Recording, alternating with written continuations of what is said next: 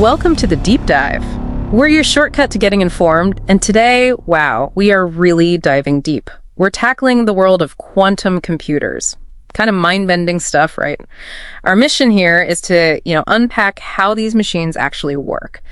What makes them so different from, say, the phone in your pocket or the laptop you're using? We'll try to cut through the jargon, use some clear analogies, maybe some surprising facts along the way. So let's start with what most of us know. Classical computers. You can think of it like a standard light switch. It's either on or it's off. Simple. Basically, a classical bit stores information as a 0 or a 1. It's direct, and it's the foundation for pretty much all our digital tech today. Right. And that's the foundation. Quantum computers they rewrite that whole rule book. Instead of those classical bits, they use something called qubits. So imagine that light switch again. But instead of just on off, think of it now as like a dimmer switch. Ah, okay. A dimmer. Exactly. A dimmer isn't just fully on or fully off, is it? It can be, any combination in between, both on and off, sort of at the same time. And that state, that's what we call superposition. Superposition. So a qubit can be a 0, it can be a 1, or crucially, it can be both simultaneously. And this isn't just about doing things faster necessarily. It's about exploring, every possible solution all at once.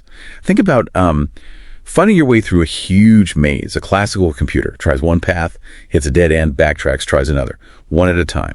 A quantum computer, using superposition, it's like it walks down every single path simultaneously until it finds the way out. Wow. Okay. Every path at once. That's right. That's a really powerful difference. So it's not just more options. It's like being in all the options at the same time. All right. But given that flexibility, that sounds fragile. Are qubits more delicate than regular bits? What's the big challenge in, keeping them in that quantum state? Yeah, you've absolutely hit on a key problem. Yes. They're incredibly delicate, these quantum states. The challenge has a name. Decoherence. Decoherence. Right. Basically, any little thing from the environment, like a tiny vibration or a temperature fluctuation, can knock a qubit out of its superposition. It just collapses back into being a plain old 0 or 1, like a classical bit. Ah, so it loses that quantum magic. Exactly. So maintaining these states, it means you need things like, extreme cold, near absolute 0 sometimes, and very, very isolated environments. That's honestly one of the biggest engineering hurdles right now in building quantum computers that are, reliable and useful. It's a real balancing act. Keeping them quantum long enough to actually compute something. Okay, that makes sense. So superposition lets one qubit explore lots of possibilities. But you mentioned there's another quantum phenomenon, something that ramps up the power even more. Entanglement, was it? That sounds, it sounds almost like sci-fi, like information traveling instantly. Can you walk us through that?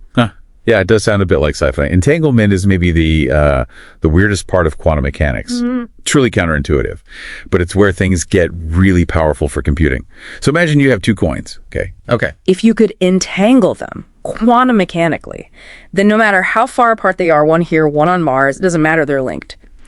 If you measure one and find it's, say, heads up, you instantly know, absolutely, the other one must be tails up without looking at it. Instantly. Instantly. Okay. Regardless of distance. Instantly. It's this unbreakable connection. The state of one qubit is immediately tied to the state of the other. So it's not just parallelism like superposition. It's more like a coordinated action between qubits, almost like they have this shared knowledge instantaneously. Okay, my brain hurts a little bit. Okay. Yeah, it takes some getting used to. But that connection is what allows quantum computers to tackle certain problems, huge data sets, in ways classical computers they can't even begin to approach. It's the key behind algorithms like Shor's algorithm for factoring large numbers, or Grover's for searching, exponential speedups for specific tasks. Right, specific tasks.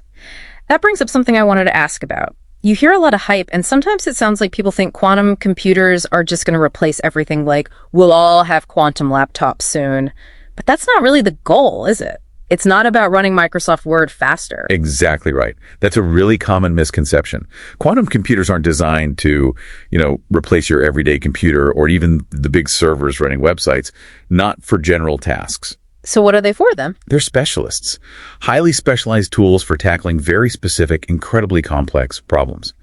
Think about areas like drug discovery, simulating how molecules interact down at the quantum level. Classical computers just choke on the complexity. Quantum computers could potentially model that accurately. Okay, so medical breakthroughs maybe? Potentially, yes. Or material science designing new materials, say better superconductors or catalysts. And cryptography is a big one. They could theoretically break a lot of current encryption. Oh. Well, yeah, but they could also help create new forms of encryption that are fundamentally unbreakable. Quantum-proof encryption.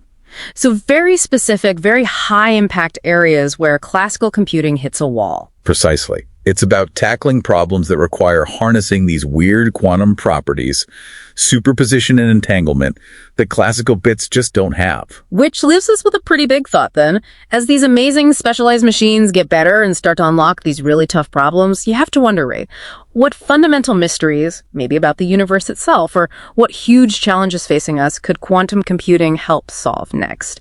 What breakthroughs are just over the horizon?